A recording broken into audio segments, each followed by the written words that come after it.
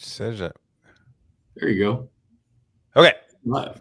We are live. All right. Not PM, AM. Welcome back, everybody, to another episode of Take a Knee with Mike Wallace. I'm Scott Tucker, and this is the show where we just like to talk about all things military transition, military retirement from the senior leader perspective, realizing that, hey, every day, a new retirees dropping their paperwork or 3 months out and realizing, okay, I got to make some timely decisions. And so we have a lot of those discussions, lessons learned, things that Mike does with Blue Water Advisors and that I do with US Vet Wealth. So, and we also get the opportunity to talk to some folks who have already gone through that process. And so some really cool people. Yeah. So, and that's the other idea here is to share lessons learned. We don't know everything, of course. We're just trying to be a place to share info for that audience. So grateful to have Shelby Mounts with us, Naval Academy grad and the executive director of NextOpVets, who's been out for a few years. So been in the corporate space a little bit and now running a nonprofit. Very interested to hear about your experience getting to where you're at, Shelby, and a lot more about NextOpVets and how we can support that as well. But welcome. Thank you. Thanks for having me. I appreciate the opportunity to come on and chat with you guys. Great. Scott and I were talking, Shelby, as we kicked it off this morning. I tried to go back and just off the top of my head figure out where we crossed paths, right? And actually, it looked like it was on LinkedIn of all social media platforms, right? I mean, I think we were kind of watching, similar backgrounded individuals watching the space that we're all kind of moving in right now. And, we had connected that way back in August of 2022, right? If you care to recall that date. But since then, I've just really enjoyed being connected with you, right? And watching all the great things you're doing in the NextOpVets space. And again, another thank you, right? In fact, you're going to chuckle. And for the listeners out there, for our Naval Academy Alumni Association event, which was early September, Shelby very graciously, made some time to join us at our networking social and was a great part of that. And you're going to chuckle at me, but, I had a thank you card, Shelby, for you already written. Just so you don't think I'm making it up. Here's the thank you card, right, on your, with your name on it. And I left it in my pocket. So this is. Well, Norm, you won't have to write one out next time. And I thought greeting me at the door with a coin was the thank you enough. So thanks. No, I did. I have the card and this is for you. So yeah, I'm not going to write another one. So you're getting this one next time I see you. Anyway, but again, thanks for all of that. And, we appreciate the support and it goes both ways, right? If there's something that we can do from the Blue Water space for you in the NextOp veteran space, please just sing out and let us know. But as Scott is probably going to scold me here, I don't want to talk too much. This is your time, and we're interested in hearing more about you, Shelby, about your experiences. You think back on it, right? What were some of the things that maybe you tried and worked out well, or tried and go, I'm not going to do that again, right? And you've had some interesting background, right? You did some time at Shell Oil, right? What was it, during the SecDef program, I think, when you were doing an internship there. So you had some experiences prior to stepping into it. So I'll stop running my yap there and just kind of, listen to some of your keen insights if you're inclined to share. Yeah, of course. And again, I appreciate you guys having me on. Any opportunity to get on and speak about this transition topic, I'll take. I do a lot of one-on-one mentoring, as you might imagine, Mike, and that's, I think, kind of the genesis of our relationship. Really, your recall is accurate. I saw, I adopted LinkedIn when I was at US SOCOM on my joint tour, and at that time, the bumper sticker for SOF is we're not on social media. Period. Right? Yeah. The wars are raging. You don't want pictures. You don't want information. InfoSec is key. But I, in my slightly rebellious historical way, said, this isn't social media. This is a networking tool. And I was selfishly interested in it because you'll recall in 2006, 7, 8 timeframe, every time you moved, you got a new email address from your cable provider. You got a new cell phone number for wherever you were. And although we had these great new tools, the problem was the same as when I graduated from the Naval Academy and went out to the fleet. There's no way to stay in touch with somebody if you don't have accurate contact information. And LinkedIn seemed like it solved that because it put the onus of keeping your contact information and access on the individual, right? So I could keep track of people. And I'm a networker naturally and a connector. And so I thought, gosh, this is a great tool. And I just have over the years continued to leverage it. And it's been great for me personally, not only to connect to people like you, gain intelligence and information about what people are up to, what they're doing, et cetera, but obviously it's become increasingly a powerful tool to actually do business.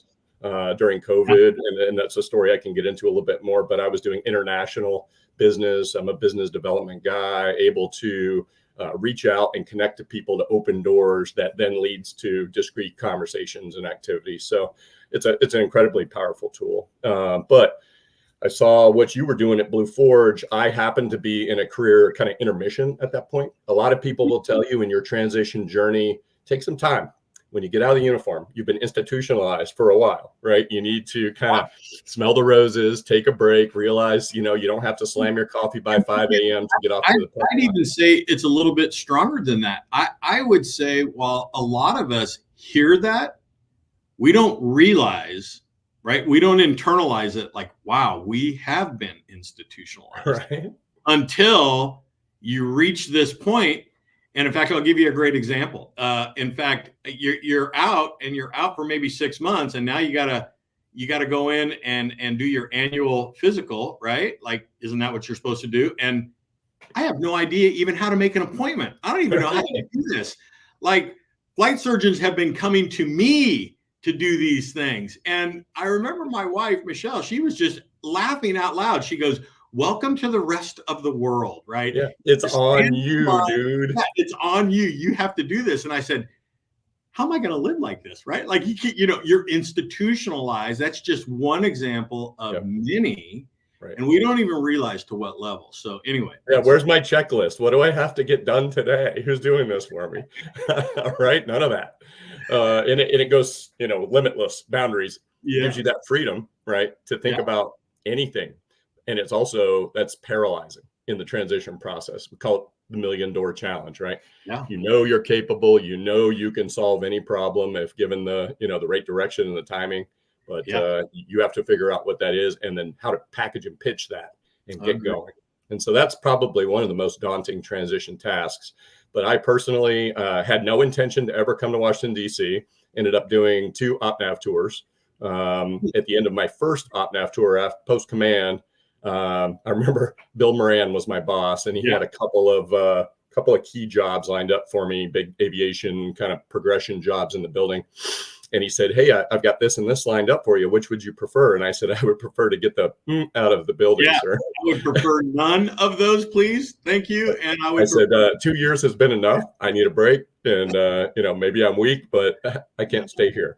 And so he graciously signed a recommendation letter, and I got picked up for the SecDef Fellowship.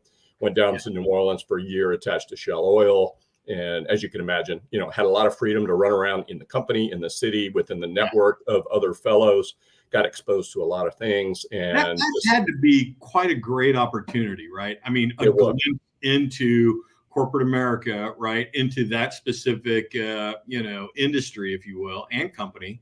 I mean, that just had to just be a great thing that probably paid dividends years later, right? I think it continues to pay dividends, frankly, and it changed my way of thinking. And I counsel people who are interested in it and say, just be prepared. The Navy may not reward you for this.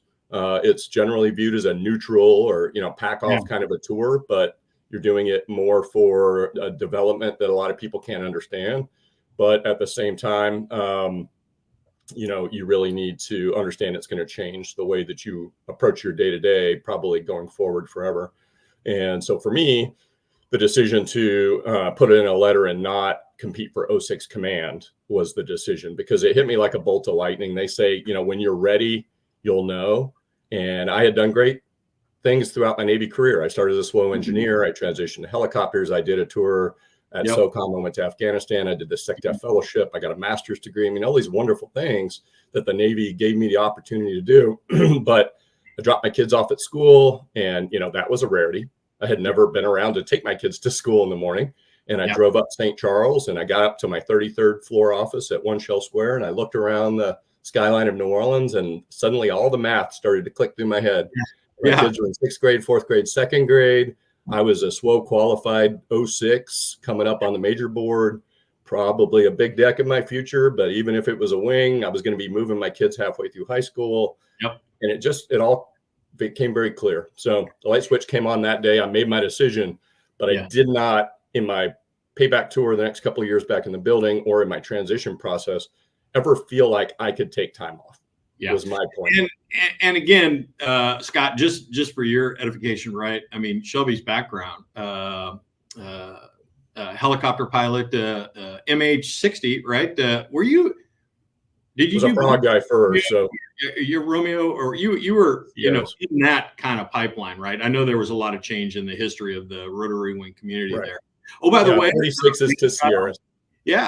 You know, he's a Romeo pilot, HSM, I think 72 right now, Proud Warriors, and he just left on Truman just on Monday. So the next generation's at it, Shelby. So you and I are hanging out here, right, doing the podcast stuff, and, you know, the young kids, right, it's good for them. They're doing the heavy lifting out there, right? It's their turn, right?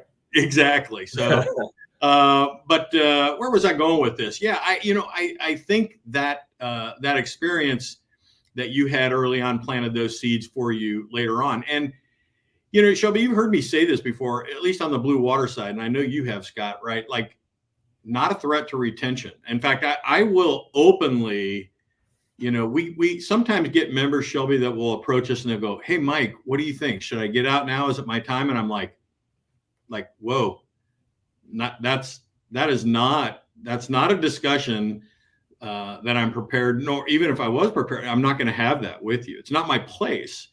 Right. But, you know, you said, the way you articulated this, out there looking at the landscape, hey, I'm time with my kids, taking my school, etc.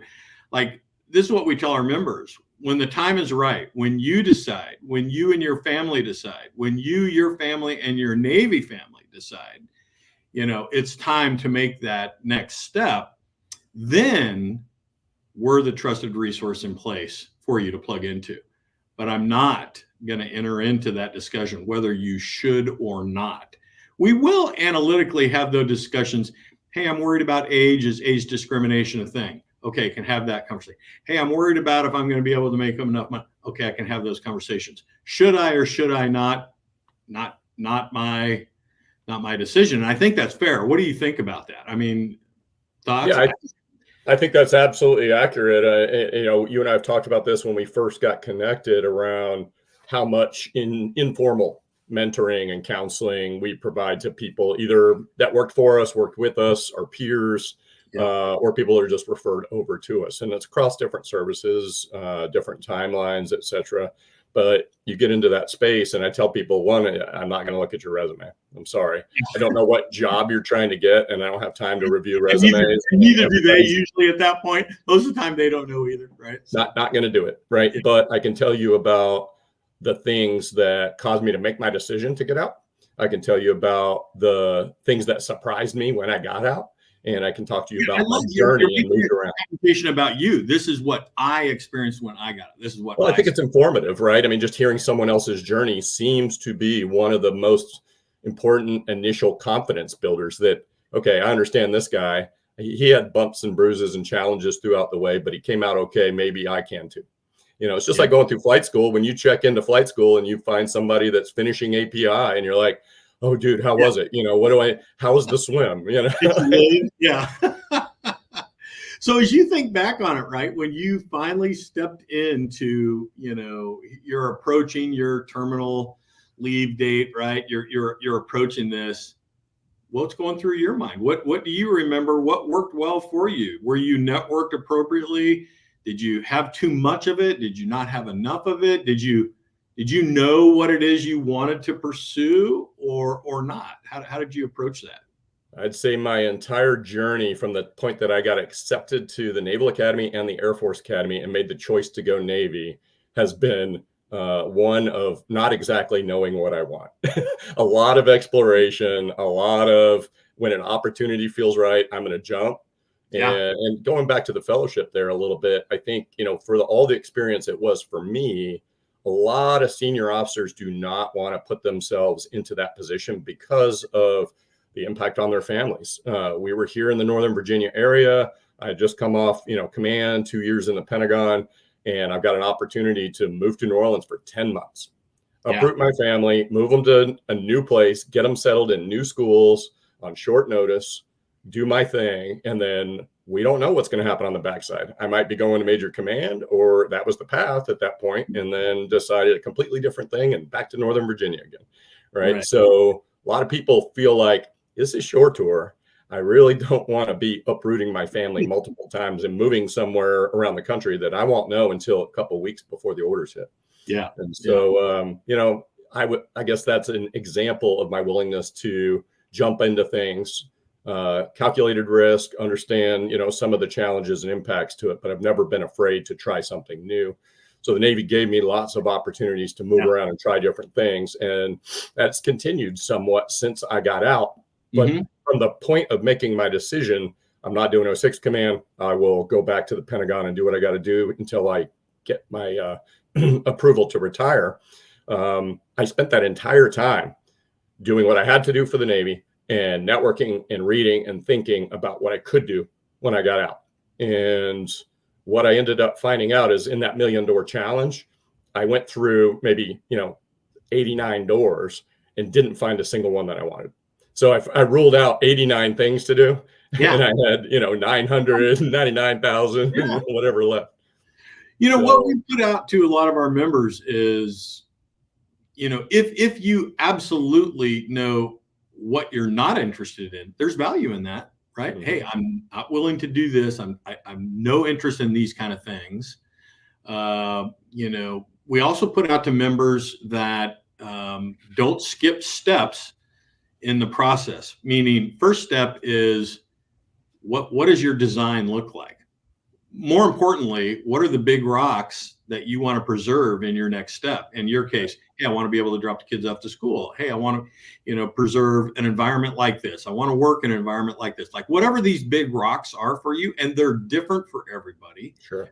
But you have to know what those are, because then when you start looking at things in the landscape that may interest you, the very first question you're going to ask yourself, qualitatively, and then a quantitative question is, the first thing is, all these big rocks, if you pursue this thing, do these things still stay in place? Or if you pursue this, does that not allow you to preserve these things? And when we explain it that way to individuals, they're like, yeah, I guess. And we're all ATAP person. We want to jump in. Hey, just give me the answer. Give me a set of orders, right? I'm institutionalized. Give me my next set of orders. Man, I want to go. There's, I can do anything. And the pedigree of individual that comes through, much like yourself, you can do anything. That's not what the discussion is about. What do you want to do, and what will preserve these big rocks in your life? That's the importance, right? And it's a little bit of a twist on how we look at it, right? It is. And I find that's really identifying those big rocks and where your boundaries are, and then going out into this uncharted desert, so to speak, and figuring it out on your own is very intimidating and hard.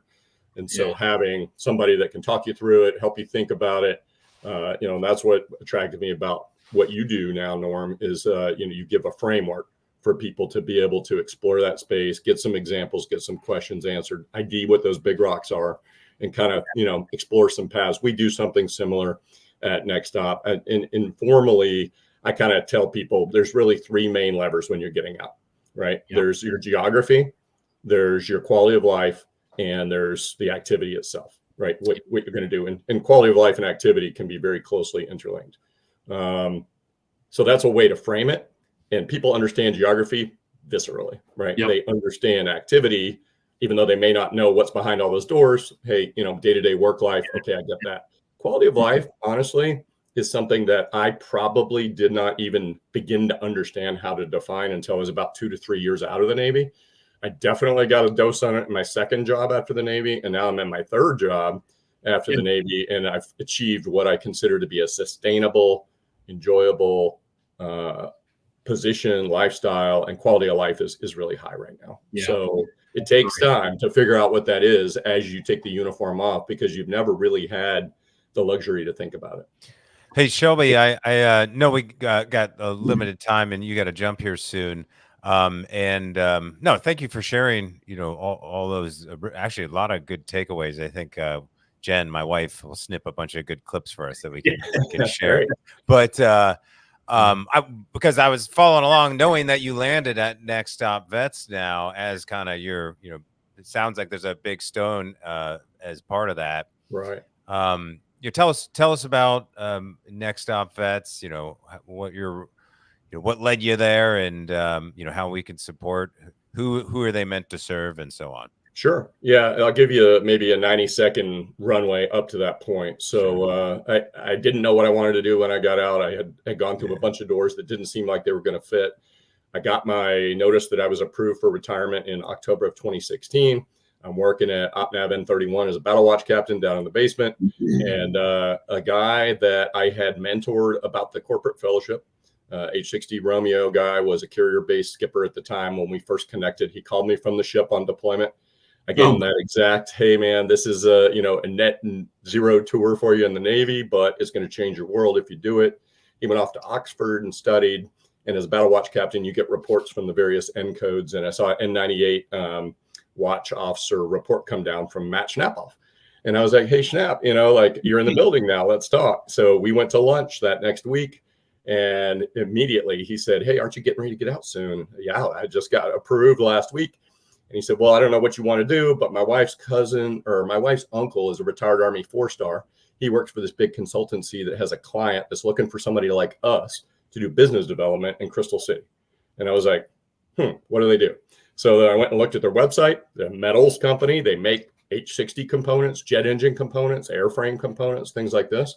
I was like, okay. I had explored cyber. I had looked at legislation and lobbying. I looked at a few different things, making stuff after being a pilot and an FRS instructor and a skipper of an FRS. It's like, I understand production, right? Was that ATI? Was that Allegheny Technologies? Is that where? Yeah, that was ATI. So I tweaked my resume. I sent it over to Matt. He passed it to General Paul Kern, who was at the Cohen Group. The next day I got an email saying, we're going to put you in the hopper. And I went through a month-long interview process while I was processing out of the Navy. And literally by chance, the day I walked out of the Pentagon the last time, December 6, 2016, I got a call that afternoon, offer me a job. I took it, and I was in that job for a little over 3 years.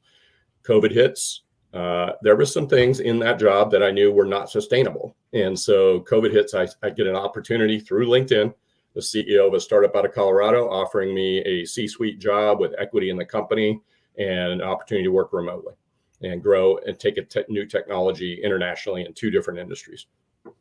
Sounded too good to pass up. So I did that job for 2 years, learned a lot about myself and about culture, and made an exit. And that's where, for the first time ever, I took 4 months off.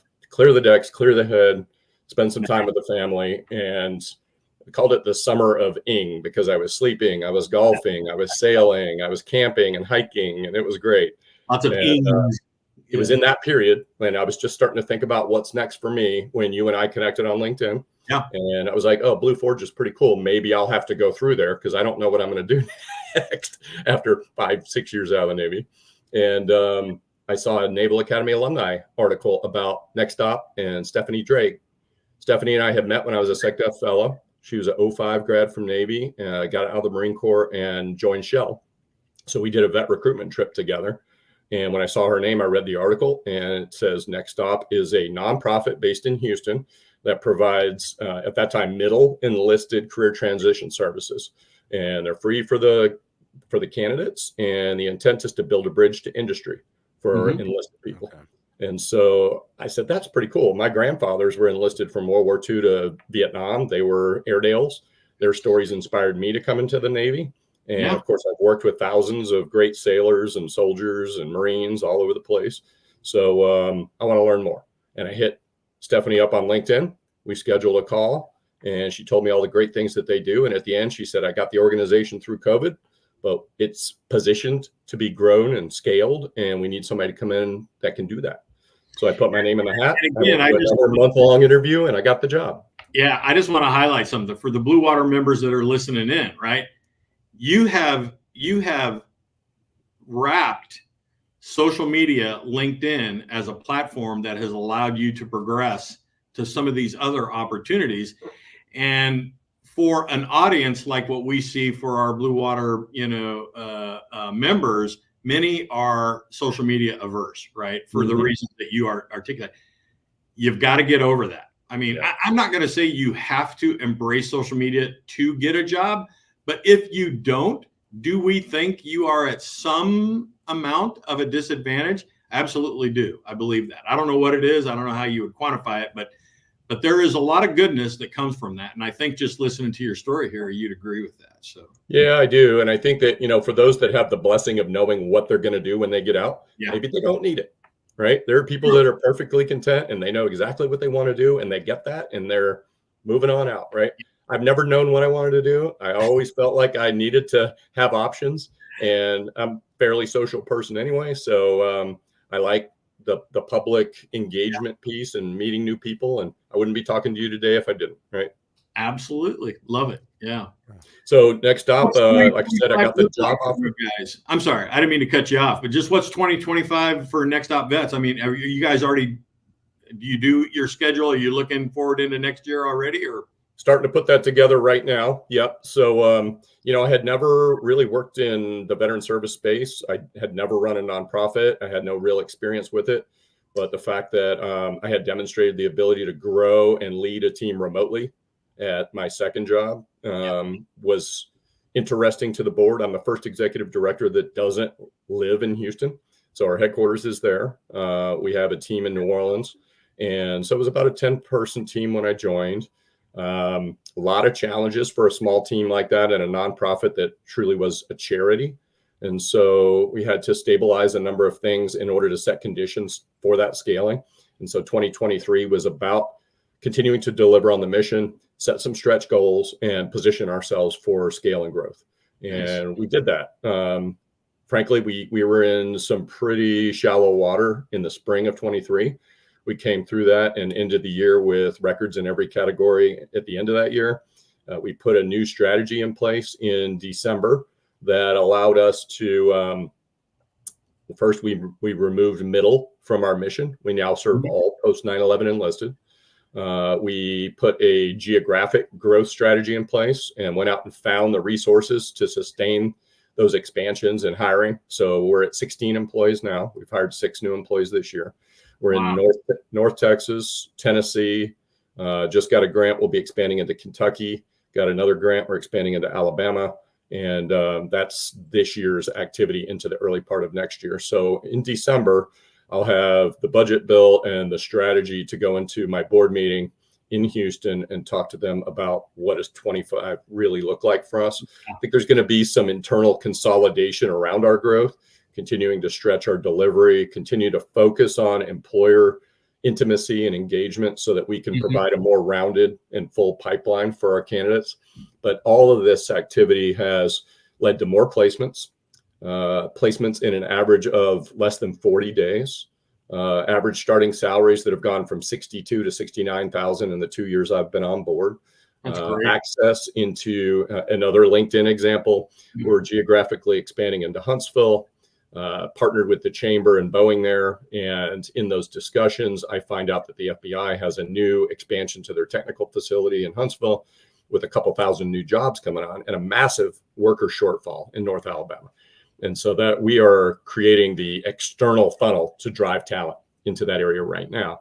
In that discussion, I reached out to the head of cyber for the FBI, connected to her on LinkedIn in a 300-character pitch, had a conversation, partnered with the National Defense Cyber Alliance, and are now in discussions to begin funneling talent directly into the FBI in Huntsville, as well as all their supporting contractors. So what a win. It's a win-win-win. Everybody that plugs into that equation, right, wins. So I love absolutely.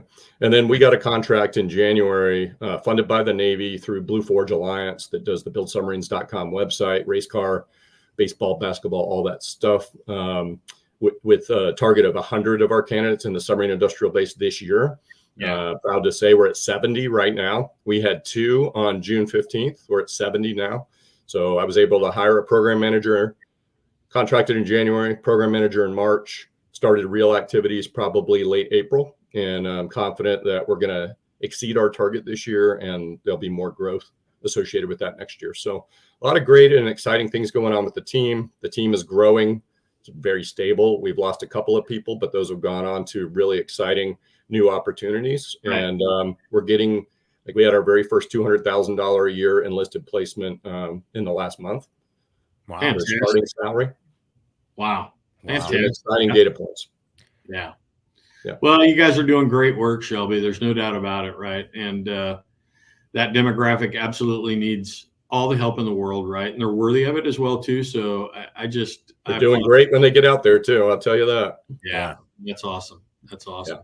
Hey, Scott and I don't want to keep you long. We know you are a little bit on a time constrained environment. So if you've got to jump, please, you're not going to hurt our feelings. Thanks for making I'm going to head off here in just a minute, but I'm passionate about the topic. Like I said, I appreciate the opportunity to talk a little bit, not just with you guys about the transition, but about NextOp. And then today, interesting story from the fellowship. I went out, we visited each other's companies. And so I went to Microsoft out in Washington, and a guy named Sean Kelly hops up there, and he was with Microsoft at the time. And I just left the Pentagon, where literally sometimes I was sitting next to a 2 or a 3-star trying to shrink the font pitch enough to get an extra word on a slide to present to the CNO or something. And he does a 45-minute soliloquy with a white screen and a charcoal drawing of a guillotine. And he said, business is about execution. And I was like, wow, that was pretty powerful. It said a lot, with that little guillotine. And afterwards, I sat next to him at dinner that night. We struck up a friendship. He left Microsoft at some point, ended up at Amazon. So as I'm getting ready to get out and I'm exploring options, Sean and I reconnected. He was recruiting globally for Amazon operations, I think. Yeah. And he said, we would love to get you lined up so that you're hired and you know what you're going to have when you land, so you can enjoy your last 6 months of transition. I was like, dude, you're speaking my language. This would be awesome. So he makes a couple of introductions. I have what I feel is an informational interview with the guy that's standing up this new entity called Amazon Air. And I text Sean after. He's like, hey, how did it go? And I was like, it felt like an informational interview. It didn't ring any bells. And then he mentioned in that conversation that they had just hired a Navy CAG that was coming in and helping them to stand things up. I was like, okay, well, at this point, there was no HQ2 on the East Coast.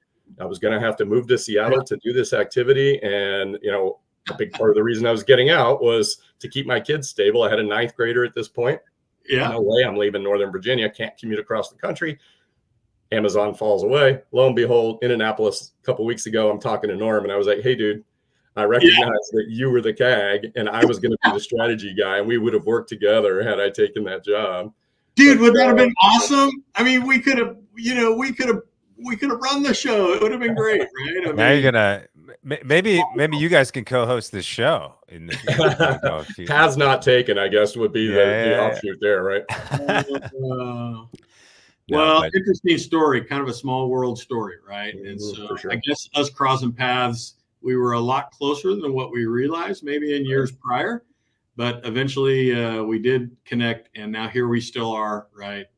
And again, hey, I just can't thank you enough for making the time to come to Annapolis, right? That was such a great group country up there.